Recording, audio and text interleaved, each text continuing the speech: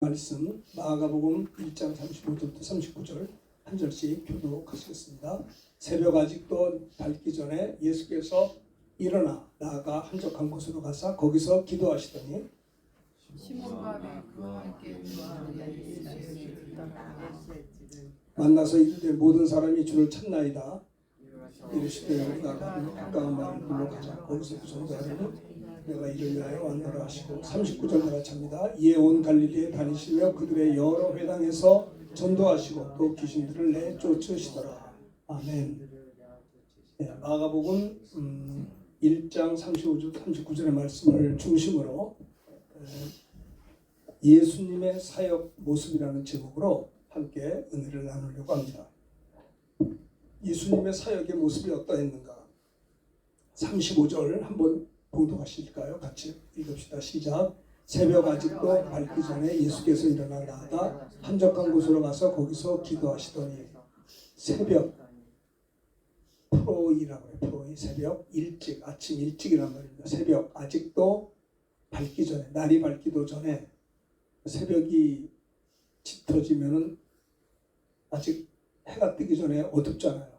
밝기 전에 새벽 아직 밝기 전에 예수님이 일어나셔서 나갔습니다. 잠자리에서 일어나 나가서 한적한 곳으로 가셔서 왜 가셨어요? 거기서 아버지 하나님께 기도하기 위해서 가셨다.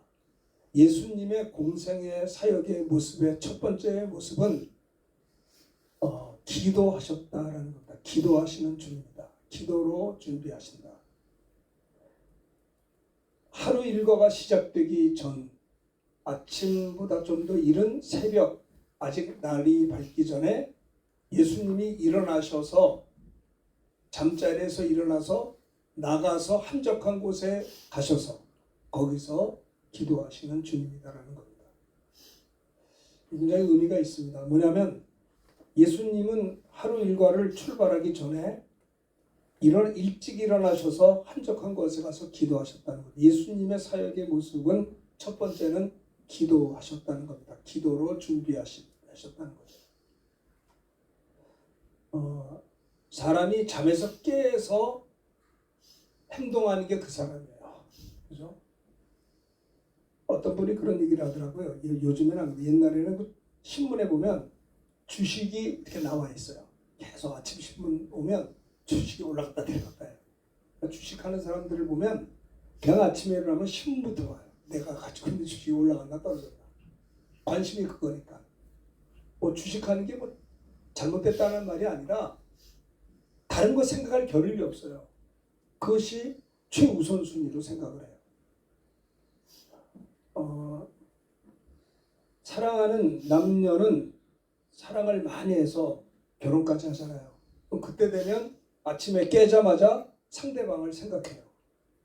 그것이 그 사람이에요. 그것이 나쁘다 좋다라는 거 말하기 전에 예수님이 이 땅에 오신 것은 우리를 구원하기 위해서, 우리를 죄짓게 하고 멸망시킨 마귀를 진멸하고 우리를 구원하려고 이 땅에 예수님이 육체를 입고 오셔서 제일 먼저 하신 일이 뭐냐면 하나님 아버지 앞에 나아가 기도로 하루를 시작했다라고 하는 겁니다. 일어나자마자 한적한 곳으로 나아가 기도하셨다는 것. 이거는 기도하는 것도 중요하지만 또 한 가지 의미는 예수님은 아버지 하나님을 먼저, 아버지 하나님의 뜻을 먼저 생각했다라고 하는 겁니다. 저도 어린 시절에 저희 집은 영등포에서 살았습니다. 아버지가 조그만 그래도 기와집을 짓고 기와집에서 살았었어요. 마당이 있고 안방, 마루, 건너방, 또 저 밑에 사랑방이 있고 다락도 있고 하여튼 그래도 이 기와집의 모습을 가지고 살았었어요. 저희 아버지는 아침에 일찍 일어나서 마당을 쓸으셨어요. 얼마나 부지런하신지 그 기억이 나요. 우리는 그걸 자는데 늘 일찍 일어나서 마당을 쓸으세요. 그리고 아침을 잡수시면 바로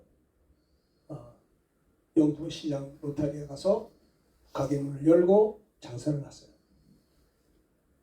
이북에서 피난 오신 분들은 다 모든 것을 잃어버리고 왔기 때문에 5남매를 키우려니까 막막하잖아요. 그러니까는 부지런히 일찍 일어나서 집안을 정돈하고 바로 가게를 가시는 걸 봤어요.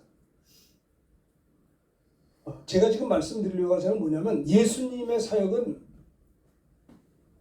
새벽 아직도 날 밝기 전에 일찍 일어나서 거기서 기도하셨다라는 겁니다. 일찍 일어나가지고 마당을 쓸고 사업을 하는 게 잘못된 게 아니고요. 먼저 그거보다도 중요한 것은 기도해야 된다는 것을 지금 이야기하고자 하는 겁니다.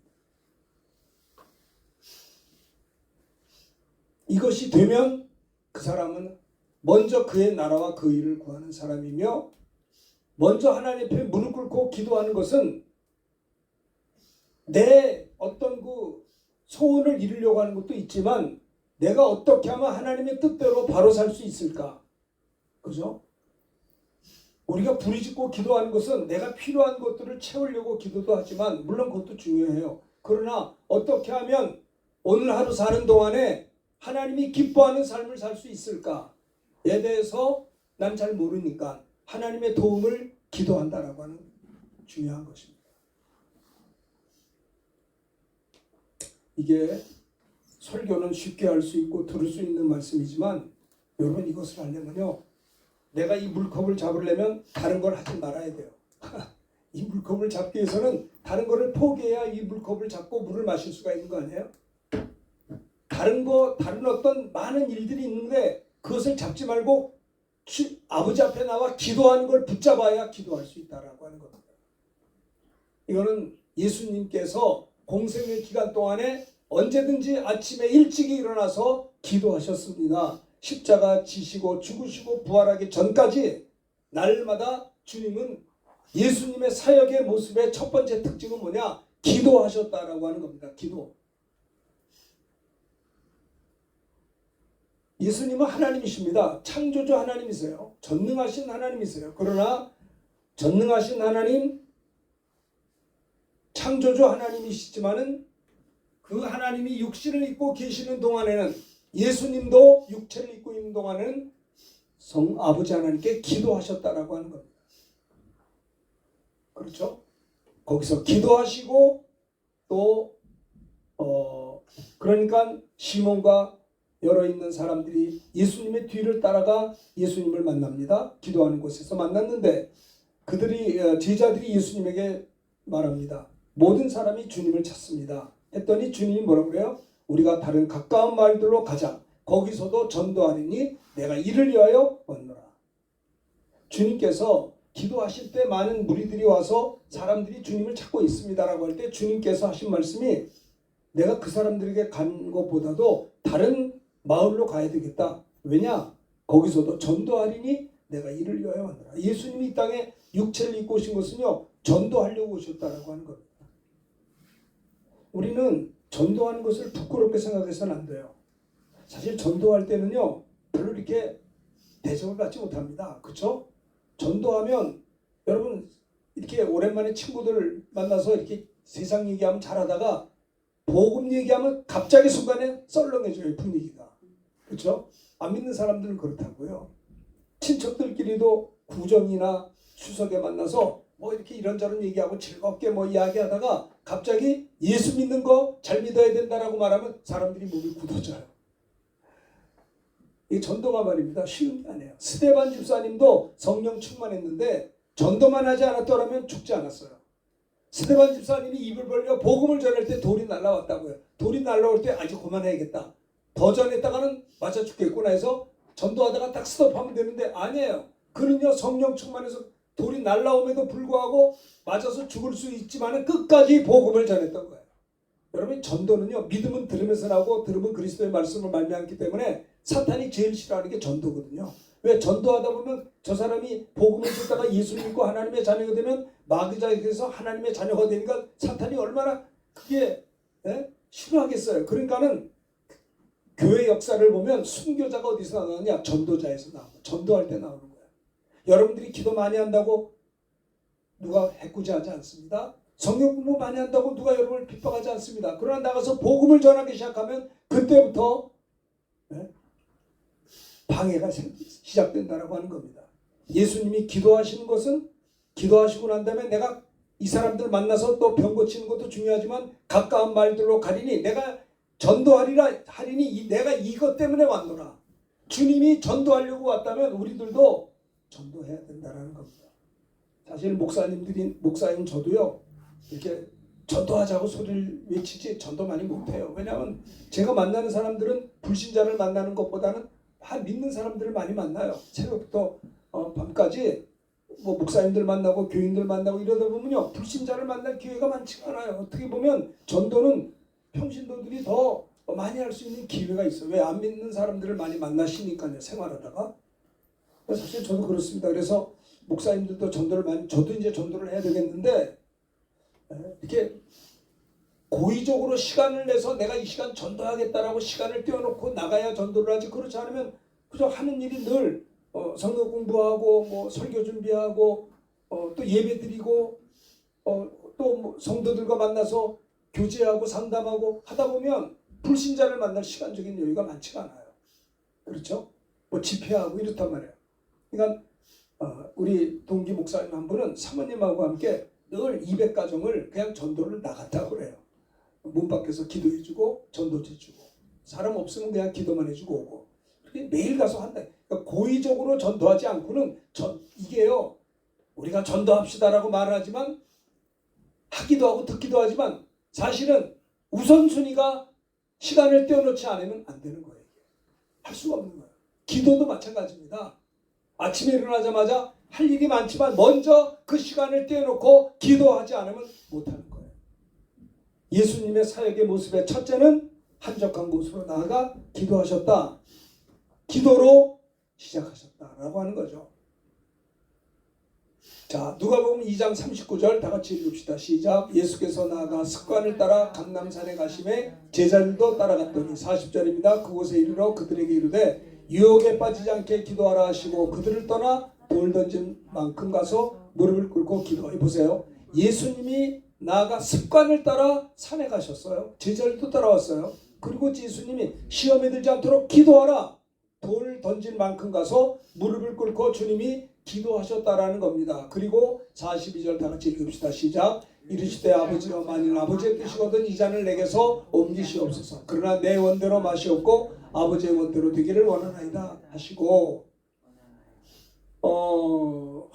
예수님의 기도를 보면요. 겟세마네 동산의 기도를 보면 아버지여 만일 아버지의 뜻이거든 이 잔을 내게서 옮기시옵고 그러나 내 원대로 마시옵고 아버지의 원대로 되기를 원하나이다. 우리는 무엇을 할 때 내가 어떤 일을 할 때 이것이 하나님의 뜻이면 이루어지게 해주옵소서. 나의 원대로 되지 아니하고 아버지의 원대로 되기를 원하나이다. 주님은 그렇게 기도하셨다는 겁니다. 이렇게 기도할 때 43절 읽읍시다. 시작. 천사가 하늘로부터 예수께 나타나 힘을 더하더라. 그래요. 예수님이 힘써 기도할 때 천사가 나타나서 하늘로부터 예수님께 나타나 힘을 더해줬습니다. 천사는 종이니까. 하나님의 종이요 성도들을 돕는 종이기 때문에 주님이 기도할 때 천사가 도와요. 그건 여러분들이 기도할 때 천사가 돕는 것입니다. 자, 44절 읽읍시다. 시작. 예수께서 힘쓰고 애써 더욱 간절히 기도하시니 땀에 땅에 떨어지는 빗방울같이 되리라. 와, 얼마나 간절히 기도했는지 예수님이 땀 흘려 기도할 때 땅에 떨어지는 핏방울같이 되었다라고 하는 겁니다. 그렇죠? 그리고 기도했습니다. 제자들에게 가서 보니까 잠을 자고 있어요. 주님이 말씀합니다. 어찌하여 자느냐? 따라합시다. 시험에 들지 않게 일어나 기도하라. 깨어서 일어나 기도하지 않으면 시험에 들 수 있다라고 하는 겁니다. 여러분 기도에 충분한 기도 시간이 없으면요 시험 들기가 쉽다라고 하는 것을 주님은 여기서 말씀하고 있는 것이죠. 예수님이 마가복음에도 보면 남은 떡 조각과 물고기를 12바구니에 찾고 거두은 다음에 떡을 먹은 남자들은 5,000명이 되었고요. 12광주리를 거두었다라고 마가복음 6장에 말씀했는데 예수님이 그 오병이어의 이적을 행하신 다음에 즉시 제자들을 재촉하사 자기가 무리를 보내는 동안에 배 타고 앞서 건너편에 벳사이다로 가게 하시고 무리를 작별하신 다음에 예수님 뭐 했는 줄 알아요? 46절이면 기도하시기 위해서 산으로 가셨다라고 하는 겁니다. 예수님의 생애를 보면 늘 기도해요. 기도. 예수님의 사역의 모습의 첫째는 뭐냐? 기도. 새벽 오히려 날 받기 전부터 기도하셨고, 또 오병이어의 이적을 행하신 다음에 제자들과 작별하고 난 다음에도 무리와 작별한 후에 기도하기 위해서 산으로 가셨다라고 하는 겁니다. 우리 주님은 범사에 기도하셨어요. 그렇죠? 자, 예수님이 제자를 택할 때에도요, 누가복음 6장 12절에 보면 예수께서 기도하시러 산으로 가사, 12절 다 같이 읽읍시다. 시작. 이때 예수께서 기도하시러 산으로 가사 밤이 새도록 하나님께 기도하시고, 13절입니다. 밝음에 그 제자들을 부르사 그 중에 12를 택하여 사도라 칭하셨더라. 예수님이 제자들을 택하시기 전에도 기도하러 산으로 가셔서 밤이 새도록 하나님께 기도하신 다음에 날 밝은 다음에 12제자를 부르시고 그 중에 12를 제자들을 부르시고 그 중에 12를 택하여 사도라 제자라 칭하셨다라고 하는 겁니다. 제자를 선택하기 전에도 주님은 산에 올라가셔서 밤새도록 기도했다라고 하는 겁니다. 우리가 이 땅에 사는 동안에 생각해야 합니다. 우리가 어떻게 주님께서 주신 사명을 우리가 감당할 수 있을까? 기도에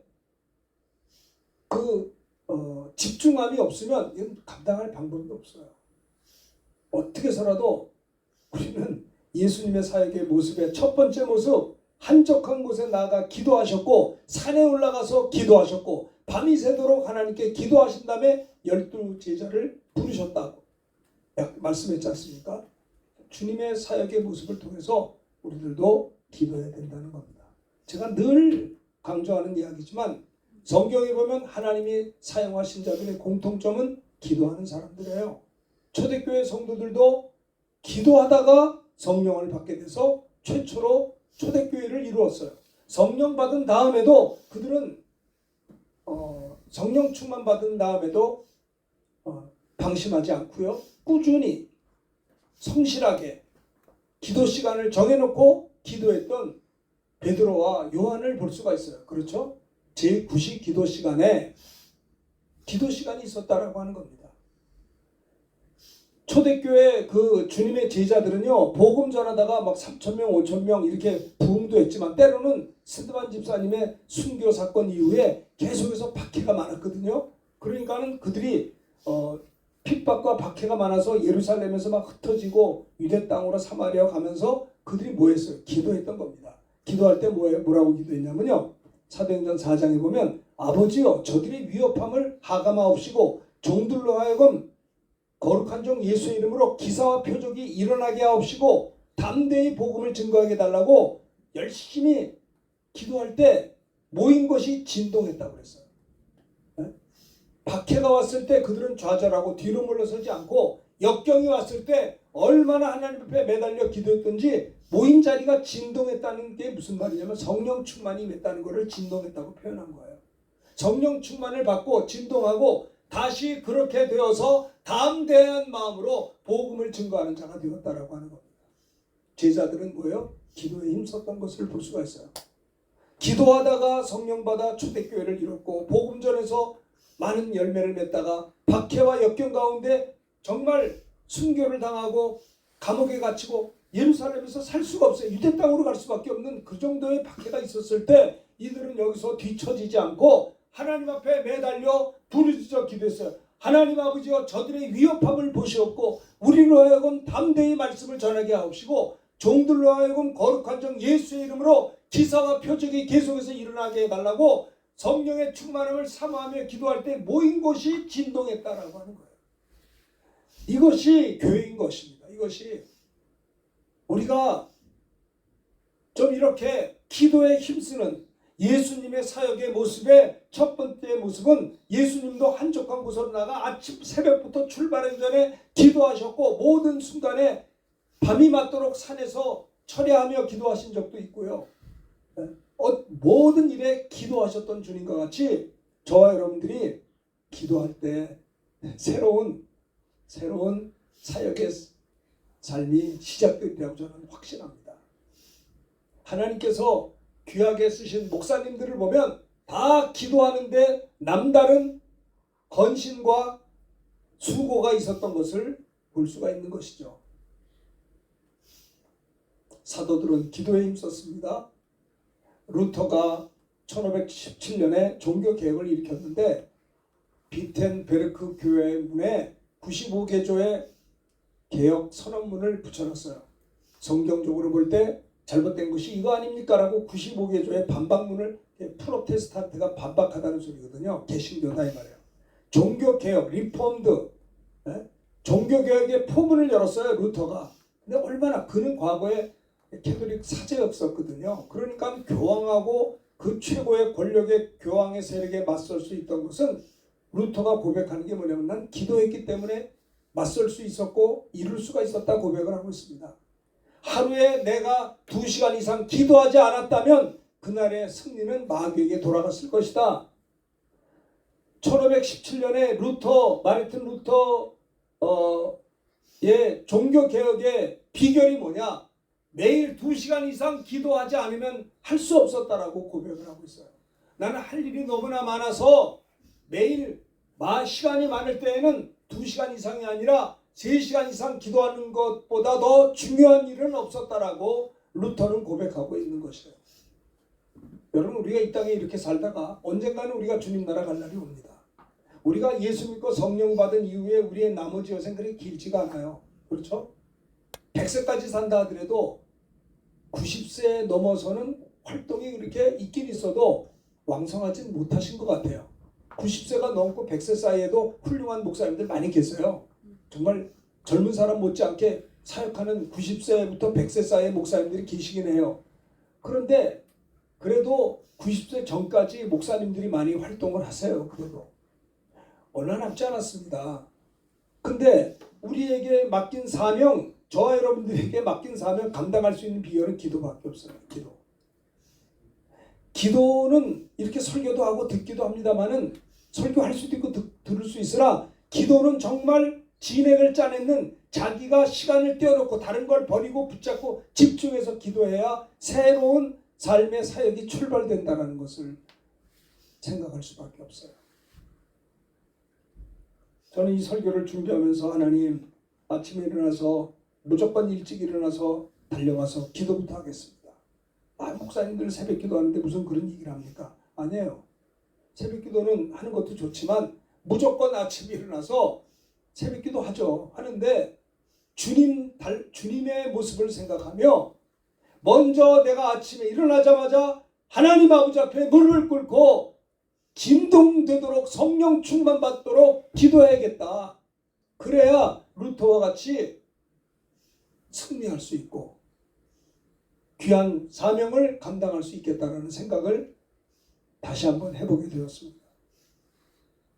여러분들도 기도 많이 해주세요. 윤원선 목사가 기도하는 목사가 되게 해 주옵소서. 새벽마다 부르짖어 기도할 수 있게 해 주옵소서. 그러려면 밤에 잠을 잘 자야 돼요. 일찍 자고 일찍 일어나야 돼요. 깊이 잠을 잘 수 있어야 돼요. 잠자는 것들의 모든 회방적인 것들을 다 이렇게 없애버려야 돼요. 그래서 어떤 목사님은 그러더라고요. 자기는 모기를 안 물린대요. 왜냐하면 모기 물리면 잠을 깊이 못 자면 새벽 기도가 졸리되는 거예요. 그래서 어떻게 모기를 안 물립니까? 모기장을 친대요. 모기장을. 여름, 가을 계속 모기장을 치면 모기 안 물리니까 깊이 잔다는 거예요. 좋아요. 여러분, 우리에게는요 사실 핸디캡이 많아요. 추위도 잘 타고 더위도 잘 타고 이런 핸디캡 속에 있기 때문에 사람들이 숙면을 치르지를 못해요. 이게 말입니다. 집안 식구들도 추위 잘 타는 사람, 더위 잘 타는 사람이 섞여져 있어가지고 어디에 이게 맞춰야 될지도 몰라요. 그러니까 이게 숙면한다는 게 쉬운 일이 아니에요. 그러나 중요한 것은 뭐냐? 내가 기도하기 위해서는 밤에 잠을 잘 자야 되는 거예요. 온 가족이 체질이 다르잖아요. 체질이 다르면 다른 대로 잠을 잘 자야 새벽이 정신이 확실해서 기도할 수가 있는 거예요. 건강할 수 있는 거예요. 한국교회가 선교받은 지 140년밖에 안 됐지만 대한민국이 뭐 6,000년 역사, 10,000년 역사라고 말한다 할지라도 여러분 140년 전에 우리나라에 복음이 들어와서 140년이 되었어요. 140년 전과 지금과는 완전히 다릅니다. 140년 전에는요, 우리나라가 어땠는지 아세요? 수준이 동남아 수준이었었어요. 내력이 없는 나라였었다고요. 사생당파 맨날 싸움이나 하고, 여자들은 이름도 없었어요. 인권이 없었다고요. 공부도 안 시켰고요. 그러니 인구의 반이 여자들인데 여자를 업신여기고 무시하고 경제력도 없고 공부도 안 하고 이름 석자도 없었다니까요. 그런데 선교사님들이 와서 여자 중학교, 고등학교, 대학을 세우고 병원을 세우고 신학교를 세우고 공부를 가르치고 병원들을 전국에 세웠고 우리나라를 깨워줬어요. 복음을 전해줬고요. 교회를 세워줬고요. 신학교를 세워줬고요. 그래서 140년 만에 대한민국은 어떤 나라가 됐느냐? 3만 5천 명, 지구촌에 3만 5천 명의 선교사를 파송하는 선교 대국이 되었고요. CNN 방송에서 보니까 우리나라가 세계 랭킹 6번째. 엄청난, 왜 그래요? 한국교회가 새벽부터 새벽을 깨우며 기도하는 건 대한민국 교회밖에 없어요. 해외 나가보세요. 새벽 기도하는 거. 그래도 우리 대한민국 교회는요. 새벽마다 부르짖어 기도한다고요. 새벽 기도를 깨워야 되는 거예요. 새벽에 기도하려면 밤에 일찍 자야 돼요. 죄 짓는 건 밤에 죄를 많이 짓거든요. 밤에 늦게 자면 새벽 기도 못해요. 그러니까 그냥 막 세상 문화에 취하다 보면 세상이 재밌으니까 일찍 못 자니까 늦게 자니까는 새벽에 기도가 안 되니까 기도 없이 출발하니 그 생활이 어떻게 했냐. 그래서 여러분들이 예수님의 사역의 모습에 첫 번째는 예수님은 한적한 곳에 나가 기도하신 것처럼 목사님들도 새벽 기도하려고 새벽에 일어나는 게 아니라 일찍 자고 잘 주무셔가지고 일어나서 부르짖어 기도해서 그렇죠. 초대교회 성도들이 기도하다가 막 진동이 일었던 것처럼 성령의 충만함과 권능을 받아서 내 뜻대로 마옵시고 아버지의 원대로 되길 원한다라고 내 꿈을 펼치려고 기도하는 게 아니고요. 하나님의 뜻이 무엇인가? 하나님이 나 같은 사람을 위해서 무엇을 원하시는가? 오늘 하루 하나님께서 나를 통해 무엇을 하시고자 하는가? 우리가 기도해야 된다라고 하는 겁니다. 두 번째, 예수님의 사역의 모습 두 번째입니다. 38절이거든요. 마가복음 1장 38절 함께 읽읍시다. 시작. 이르시되 우리가 다른 가까운 마을들로 가자. 거기서도 전도하리니 내가 이를 위하여 왔노라 하시고 예수님이 그 새벽에 일찍 일어나서 한적한 곳에서 기도하실 때 제자들이 예수님을 찾아왔어요. 예수님을 만나서 말합니다. 모든 사람이 주님을 찾고 있습니다. 왜 찾겠어요? 병 고쳐달라고 찾겠죠. 자기네 문제 해결하려고. 그 예수 믿는 사람이니까 주님을 찾는 거 아닙니까? 그런데 주님이 이렇게 말씀했어요. 이르시되 우리가 다른 가까운 마을로 가자. 그분들이 나를 만나러 왔지만 나는 다른 마을로 가야 된다. 왜? 거기서 전도해야겠다. 그들은 복음을 모른다. 전도하리니 내가 이를 위하여 왔노라. 예수님이 이 땅에 왜 오셨냐? 전도하려고 오셨는데 예수님의 제자라고 자처하는 저와 여러분들 성도님들이 전도를 하지 않는다면 주님의 사람이라 할 수 있겠느냐라는 겁니다. 그렇죠? 전도해야 되는 거예요. 삭개오가 키가 작았습니다.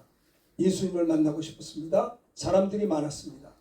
그래서 어쩔 수 없이 예수님 보기 위해서 무화과나무에 무화과나무에 올라갔어요. 예수님이 그리로 지나갔기 때문입니다. 삭개오가 생각을 했어요. 나는 죄인이고 토색한 사람이고 사람들이 나를 손가락질하는 세일인데 내 평생에 우리 동네에 예수님이 지나간다는 소문을 듣고 삭개오는 주님이 우리 동네에 지나갈 때 내가 주님을 만날 수 있는 절호의 기회를 잃어버릴 수가 없다 생각을 해서 사람들이 많아서 달려가서 보려고 했는데 키가 작으니까 주님 앞에 접근할 수가 없어서 그는요 누가복음 19장 4절에 보면 돌 무화과 나무에 뽕나무 위에 올라갔다는 거예요. 여러분 사람은 사람의 외모를 보고 사람을 판단하지만 하나님은 사람의 외모를 보지 않고 중심을 보시기 때문에 수많은 무리들 가운데 가장 가난한 심령으로 사모하는 마음으로 뽕나무 위에 올라갔던 삭개오를 보시고 삭개오야 내려오라. 내가 오늘 내 집에 유하여 하겠다. 급히 내려와 삭개오가 즐거워하며 영접하여 이제 주님을 자기 집으로 모셔드릴 때 사람들이 수근수근거립니다. 예수님이 죄인의 집에 유하여 들어갔도다. 삭개오가 말합니다. 주님을 영접한 그는요, 내 소유의 절반을 가난한 자들에게 주겠습니다.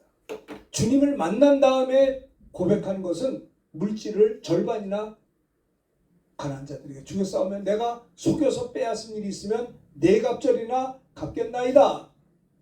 예수님이 그를 향해 말합니다. 오늘 구원이 이 집에 이르렀으니 이 사람도 아브라함의 자손입니다. 10절 다 같이 합니다. 시작. 인자가 온 것은 잃어버린 자를 찾아 구원하려 합니다. 주님은 의인을 부르러 온 것이 아니라 죄인을 부르러 오셨다라고 했습니다. 잃어버린 자를 찾아 구원하려 하십니다.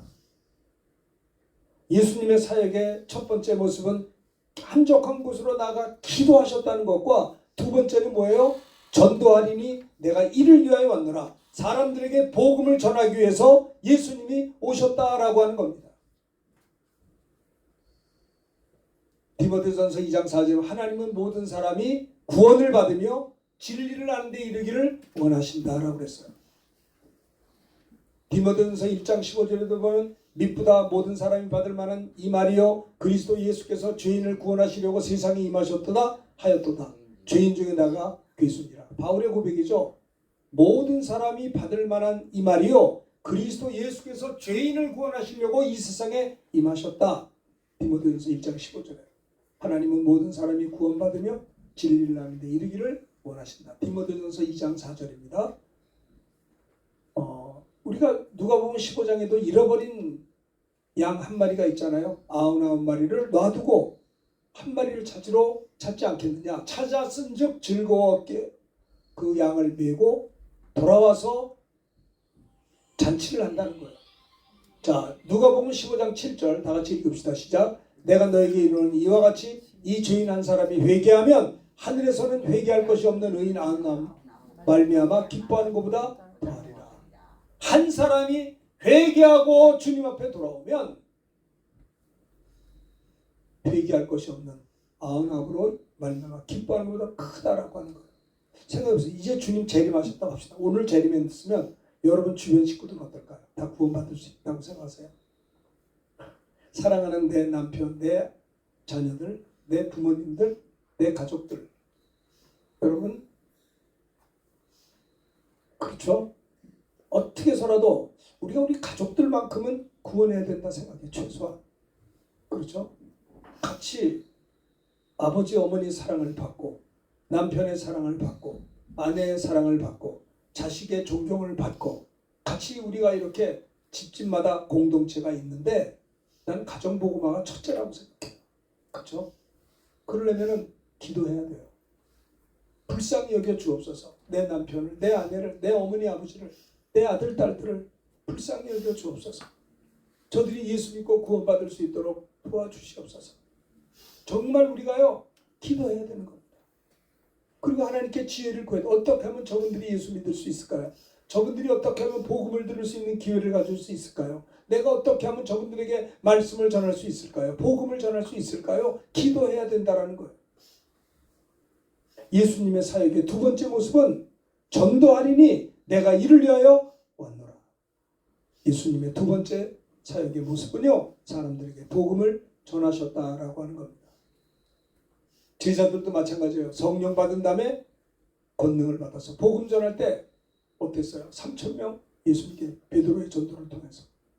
바울도 다메섹에서 예수 믿고 복음 전해서 바로 성령 받자마자 복음을 전했던 것을 볼 수가 있어요. 아나니아가 그 집에 들어가서 사울에게 안수합니다. 3일 동안 식음을 전폐하고 기도했던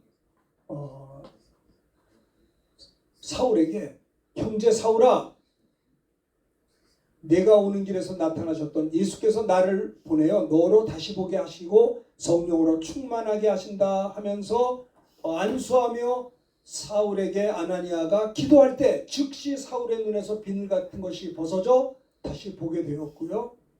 음식을 먹었습니다. 강건해졌습니다. 3일간 식음을 전폐하고 기도했던 그가 성령 충만 받으면서 눈에 비늘 같은 것이 벗어지면서 음식 먹으며 강건해졌고요.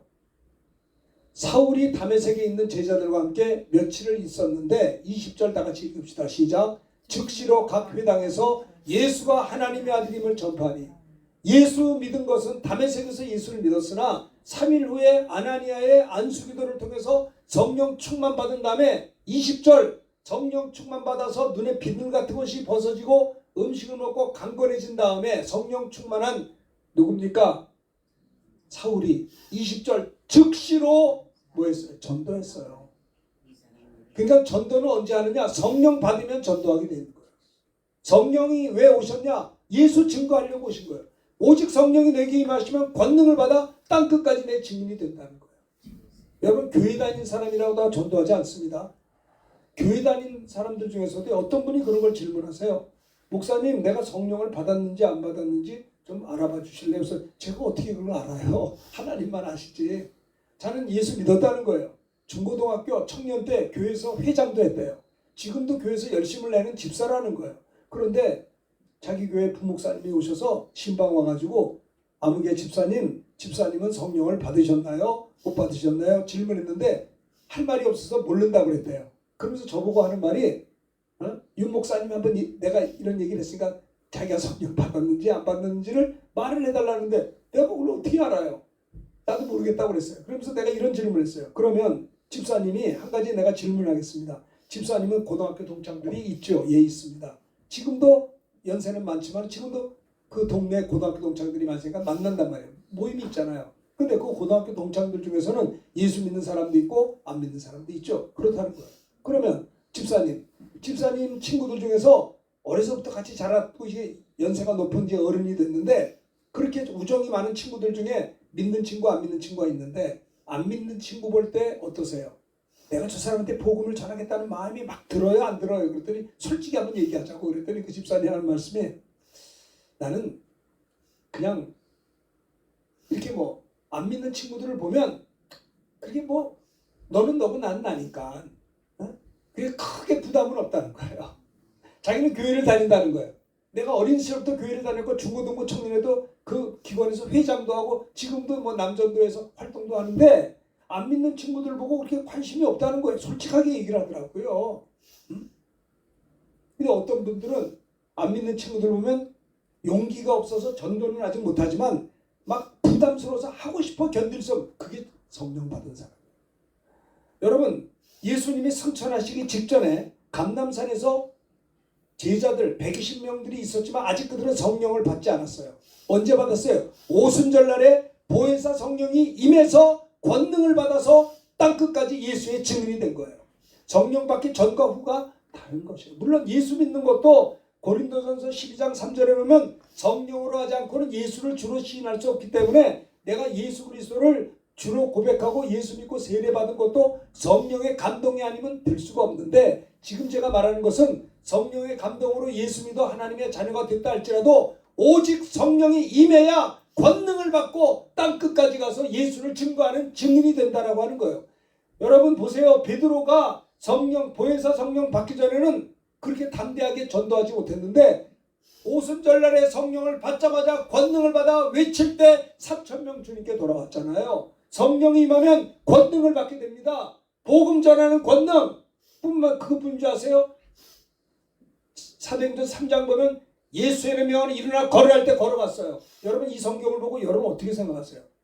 우리 집사님은요 베드로보다 예수 믿은 지 더 오래된 분이에요. 베드로는 예수 믿은 지 3년밖에 안 됐습니다.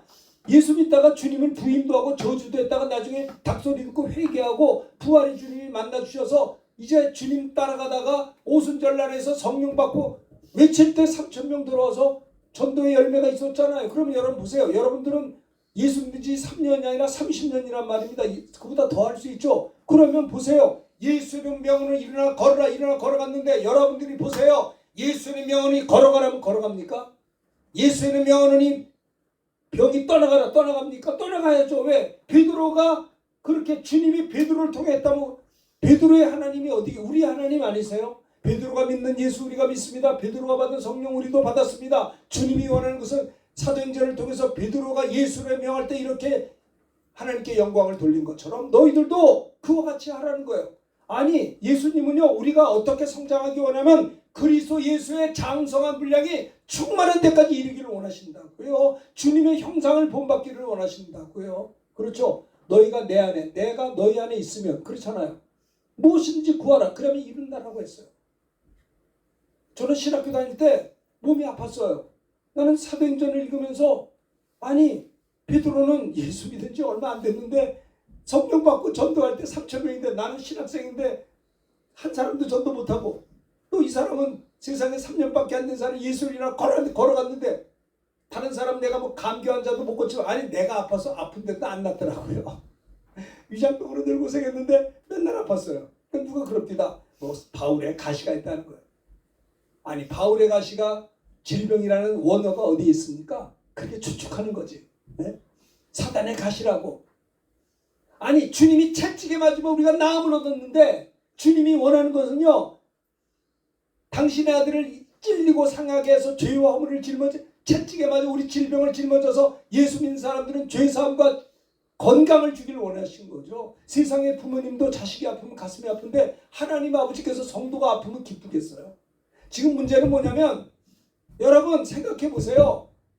왜 사람들이 권능이 없느냐? 성령 못 받아서 그래. 왜 성령 못 받았느냐? 성령 받는 거에 대한 관심이 없다고요. 성령 충만에 대해서는 사모함이 없어요. 그냥 교회만 나오는 거예요. 네? 생각해 보세요. 여러분들 나는 하나님의 자녀가 아닙니까? 저는 새벽에 기도했어요.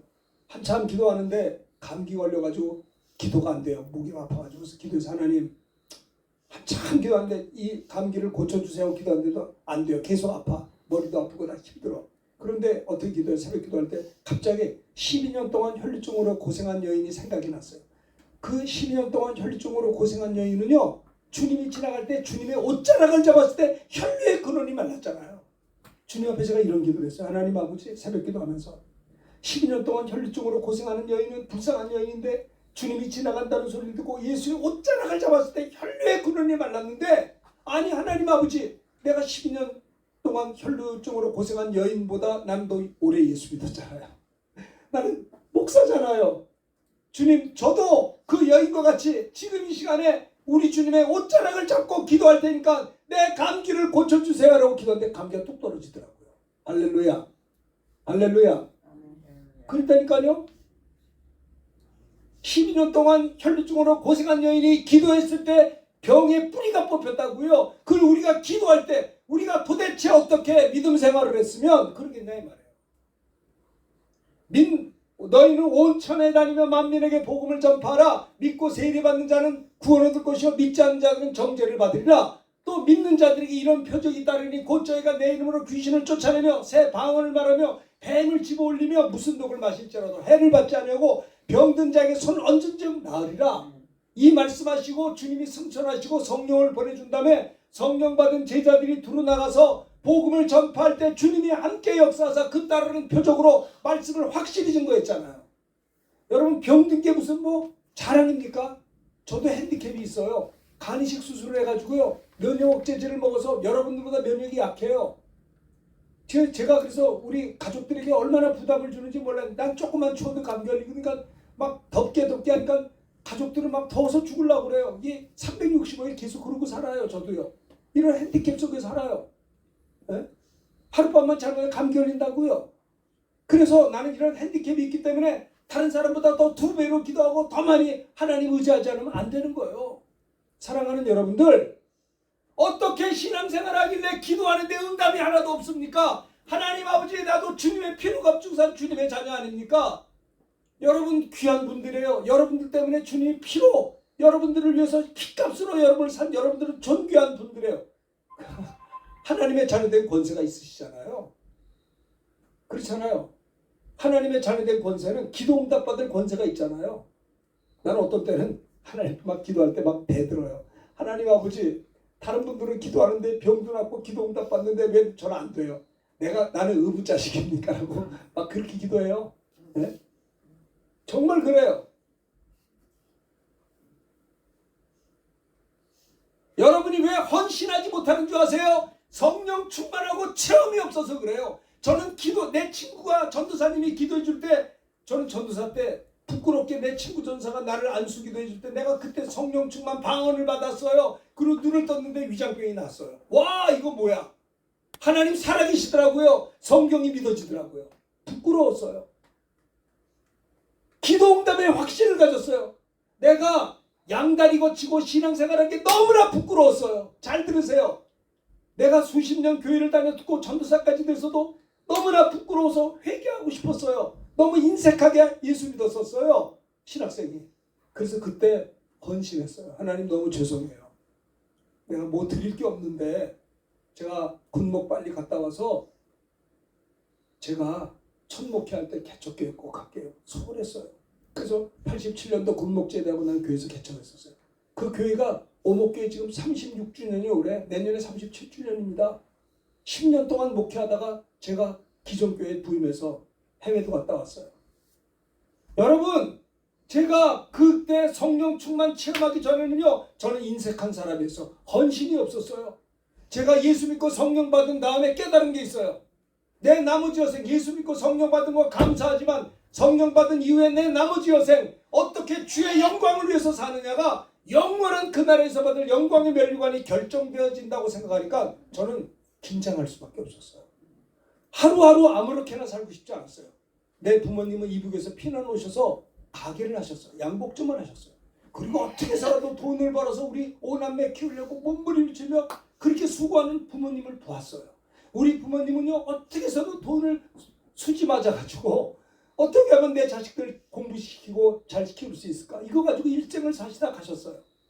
나는요, 성령 받은 다음에 내 부모님 본받아서 어떻게 하면 하나님 나라 가서 내가 수지 맞을 수 있을까? 영광의 면류관의 주인공이 될 수 있을까에 대해서 저는 관심을 가졌어요. 난 그래서 하루 한 주간을 살더라도 허송세월하는 사람 보면 답답해 죽겠어요. 너희는 먼저 그의 나라와 그 일을 구하라. 그러면 이 모든 것을 너에게 더하신다고 했는데 가만히 보면 많은 사람들은 내가 편의점을 하면 예수님이 편의점의 점호냐? 여러분 왜 비즈니스 하세요? 소득을 왜 창출하려고 하셔? 소득 창출해서 뭐 하려고 하세요? 하나님 나라의 창고를 채우려고 하는 거 아니에요? 하나님 나라의 영광의 면류관을 받으려고 하는 거 아니에요? 그럼 왜 하냐 이 말이에요. 행함이 없는 믿음은 죽은 믿음입니다. 여러분 주여 주여 한다고 천국 가는 게 아니에요. 귀신을 쫓았고 뭐 천지자 노릇했다 할지라도 나는 너를 모른다. 하나님 말씀 듣고 행하지 않는 자는 모래 위에 지은 집장인 것입니다. 창수가라고 발을 다 무너져 버리는 거예요. 저도 요즘에 생각할 때 그래요. 내가 몸이 아플 때 기도했는데 안 난다. 병 때문에 고생하는 게 아니라 내가 어떻게 신앙생활을 했으면 내가 기도의 응답을 못 받는 목사가 됐나. 기도해서 병 고치고 못 받을 때 몸이 아파서 슬픈 게 아니라 내가 어떻게 하나님과 이렇게 관계가 멀어졌나가 이거 울고 회개해야 될 일 아니에요? 잘못하고 있으면 회개하면 되지요. 네? 아니 어떻게 하면 분을 내어도 해가 지도록 붓고 이놈은 분이 풀리지가 않아. 아주 주님 재림하시는 때까지 원통함을 풀지 않아요. 그게 영적으로 병든 거 아니냐 이 말이요. 그날 걱정은 그날에 족해야 될 거 아닙니까? 내가 죄 졌으면 빨리 회개하고 깨끗함 받고 병 들었으면 빨리 기도해서 고침 받고. 저는 전도사 때요 몸이 아플 때 막 목사님한테 쫓아 목사님 기도 좀 해주세요. 아니 전도사는 죄 중인데 당신이 기도 아니요 기도했는데 안 돼요. 목사님이 기도 좀 그냥 나아요. 저는요 내가 아픈 거를 견딜 수가 없었어요. 뭐 안수기도 받는 게 뭐 부끄러운 겁니까? 전 전도사 때도 우리 목사님 막 쫓아오고 그랬었다고요. 우리 그렇게 해야 되는 겁니다. 예수님의 사역의 모습은 한적한 곳에 나아가 기도하셨고 그 다음에 두 번째는 가까운 말로 가자. 거기서 전도하리니 내가 이를 위하여 왔다라고 주님이 말씀하신 것이에요. 아무쪼록 여러분들이 정말 주님의 사역을 본받아서 기도에 힘쓰는 우리가 됐으면 좋겠어요. 교회는 만민이 기도하는 집인 것입니다. 교회에 와서 돈 바꾸고 비둘기 팔고 다 주님이 엎어버려요. 교회에서는 믿음 얘기를 하는 거예요. 세상 얘기하는 게 아니에요. 이번에 김장을 해야 되는데 고춧가루 값과 김장값이 올랐고 어쩌고. 물론 그것도 얘기할 수 있는데 주제가 그거예요. 주제가 세상이에요. 세상. 네?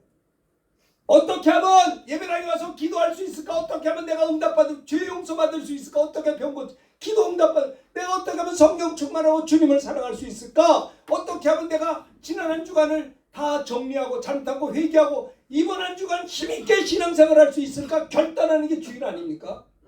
어떻게 하면 하나님 말씀에 순종하고 하나님의 영광을 위해서 살 수 있을까? 결단하는 게 주일 아니에요? 맨날 얼굴이 안 그리고 잘 그리고 어두우면 되겠느냐 이 말이에요. 사모하는 마음으로, 갈급한 마음으로 주 앞에 나와야 될 것입니다. 여러분, 차별금지법이 통과되면요, 노방전도하면 붙잡혀가는 겁니다. 초대교회들도 복음 전할 때 붙잡혀간 게 아니라 돌에 맞아 죽었다고요. 이게 말세 치말에 지금요, 우리가 일부러 핍박받는 건 아니지만 나를 따라오려거든 자기를 부인하고 자기 십자가를 지지 않으면 내게 합당치 아니하다고 했습니다. 그렇죠? 너희가 나를 인하여 너희를 욕하고 거짓으로 핍박하면 기뻐하고 즐거워라. 하늘에서 너희 상이 큼이라. 우리가 잘못해서 고난받고 하는 것은 잘못해 어쩔 수 없지만 예수의 이름 때문에 고난당하는 것은 기뻐하고 즐거워라. 하늘에서 너희 상이 크다고 했어요. 그래서 우리 기도하는 겁니다. 동성애법이라든지 차별금지법이 다시는 통과되지 않도록 끝까지 통과해요. 언제 주님이 재림하세요? 이 천국 복음이 모든 민족에 증거되기에 온 세상에 전파되면 그제야 끝이 온다라는 거죠. 자, 봅시다. 이제 마지막 한마디만 더 하고 마치려고 합니다. 세 번째 39절입니다. 시작. 이에 온 갈릴리에 다니시며 그들의 여러 회당에서 전도하시고 또 귀신을 내쫓으시더라. 세 번째는 뭐예요? 귀신을 내쫓으신 것이 주님의 사역이었어요. 빛이 가니까 어둠이 떠나가는 겁니다. 마귀에서 사람들을 구원하셨다라는 것이 주님의 세 번째 사역의 모습입니다. 귀신 들려 눈 멀고 말 못하는 사람을 데리고 왔습니다. 예수님이 고쳐주니까 말 못하는 사람이 말하며 보게 됐습니다. 이게 누구냐?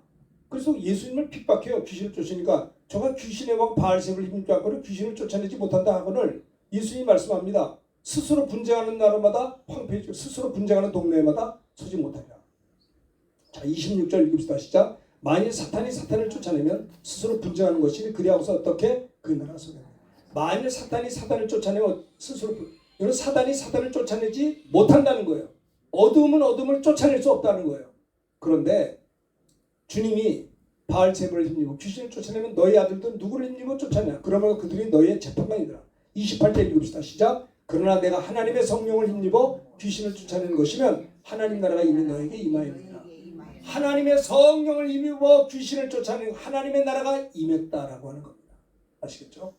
예수님이 귀신 쫓으니까 비방하면서 바알세불을 힘입어서 귀신 쫓는 것을 할 때 어찌 사단이 사단을 쫓을 수 있게 쫓을 수 없다는 거죠. 그러나 성령을 힘입어 쫓아냈다면 하나님의 나라가 너에게 임했다라는 거예요.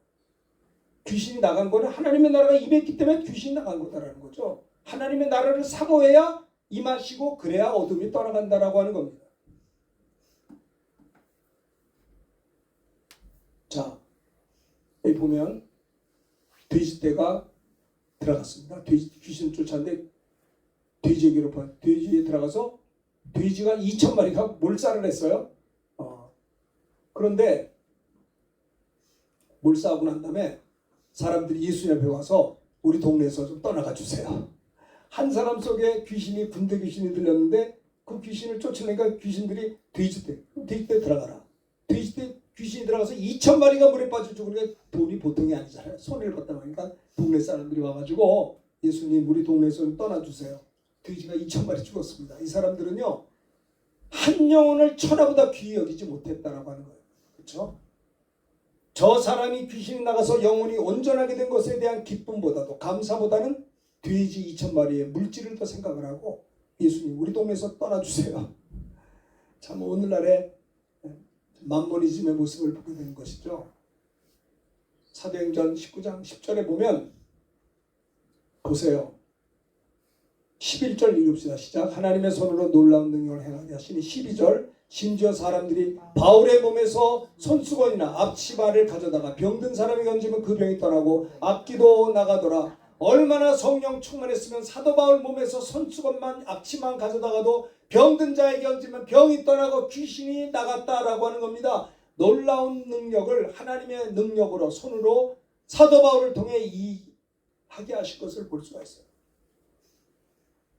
하나님의 종들이 이렇게 귀한 겁니다. 아시겠어요? 성령 충만한 사도 바울을 통해서. 그래가지고 계속 넘기면요. 심지어는 귀신을 쫓아내고 나니까 자복하고 마술을 하는 사람들도 회개했어요. 회개해가지고 불살라버리고 마술하는 책값을 은 5만이나 줬다는 거예요. 네? 마술하는 사람도 와서 회개하고 예수 믿게 되어서 다 그 책을 다 불살라버리고 이와 같이 주의 말씀이 힘이 있어. 그러니까 하나님의 나라가 말에 있지 않고 능력이 있었다라고 하는 겁니다. 아시겠습니까? 하나님의 나라가 말에 있지 않고 능력이 있는 거예요. 사도 바울을 통해서 희한한 능력이. 오늘 우리들도 하나님은 무한하신 하나님, 능력이 많으신 하나님이세요. 승리하는 우리가 되기를 바라겠습니다. 우리가 점점 시간이 지날수록 주님 나라 갈 날이 가까이 와요. 이렇게 살 수 없어요. 다 우리가 새롭게 나아가서 믿음 생활해야 되겠습니다.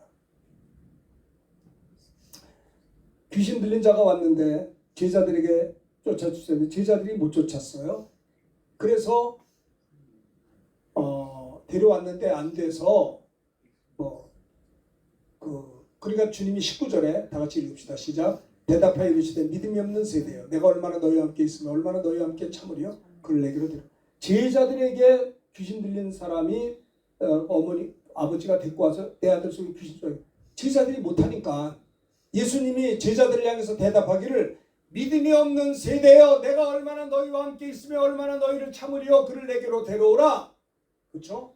데려왔습니다. 귀신이 예수를 보고 경련을 일으키고 엎드러져 구르며 거품을 내서 나갔어요. 어릴 때부터 이렇게 됐어요. 들어와서 뭐예요? 죽이려고 불에 두더라고. 불에 귀신 들리면요. 예? 한강다리에서 떨어져 물에 두더라고 막 분신 자살을 해. 불에도 막 들어가게. 이게 귀신 역사 아닙니까? 이거 보세요. 그를 죽이려고 귀신이 불과 물에 자주 던졌나이다. 예? 무엇을 할 거에도 우리를 불쌍히 도와주세요 했더니 할 수 있거든이 무슨 말이냐? 믿는 자에게는 능지 할지 못할 일이 없느니라. 그 아이의 아비가 소리질러 말합니다. 내가 믿습니다. 나의 믿음 없음을 도와주세요. 예수님이 귀신아 나가라. 들어가지 말라. 했더니 귀신이 소리지며 경련을 입고 나갔습니다. 그가 깨끗이 고침받았어요. 집에 들어가서 제자들이 질문합니다. 우리는 어째서 너희 이 귀신을 쫓아내지 못했습니까? 29절 나같이 읽읍시다. 시작. 이르시되 기도 외에는 다른 것으로는 이런 종류가 나갈 수 없다. 기도 외에는 이런 종류가 나갈 수 없다는 거예요. 잘 들으세요. 기도 많이 하세요. 기도 많이 하면 내 속에 있는 귀신이 나가요.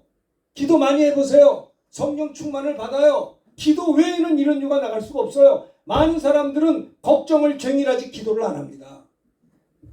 세상 말로 잔머리를 계속 굴려요. 누구를 만나야 내가 형통할까? 어떤 사람을 만나야 아니 주님을 만나라니까요. 내가 주인이 아니고 주님이 나의 주인이세요. 나는 하나님 나라에 출장 온 사람이요. 아버지의 뜻대로 살다 보면 먼저 그의 나라와 그 의를 구하면 이 모든 걸 너에게 더하신다니까요. 기도 외에는 이런 유가 나갈 기도밖에 없어요. 기도밖에. 1시간 동안도 깨어 기도하지 못하는구나. 시험에 들지 않도록 깨어 기도하라. 겟세마네 동산 주님 말씀했어요.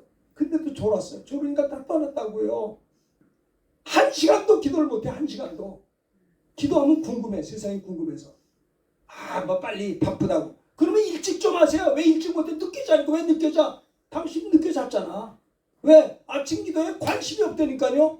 기도를 못했잖아. 그러니까 맨날 시험들 조금만 섭섭해도 상처를 많이. 기도 많이 하면요. 하나님이 말씀하세요. 말씀하신다고. 여러분들, 저 여러분들 이렇게 더 이상 저 여러분들이 시시하게 예수 믿지 말고 초대교회처럼 성령 충만하고 기도 많이 해서 이 세상에 감당할 수 없는 주님의 사람 되어서 주님의 재림이 가까우니 때 우리 온 천에 다니면 만민에게 복음을 전파하고 성령 충만 권능 받아서 새벽마다 아침마다 기도로 출발을 하고 나가서 전도하고 그렇죠. 예수님과 같이 귀신을 내어 쫓는 주의 자녀들이 다 되시기를 예수님의 이름으로 축원합니다. 기도하겠습니다. 하나님 아버지 이런 은혜가 우리들에게 있게 하여 주옵소서. 예수님의 이름으로 기도합니다. 아멘. 찬송가 500원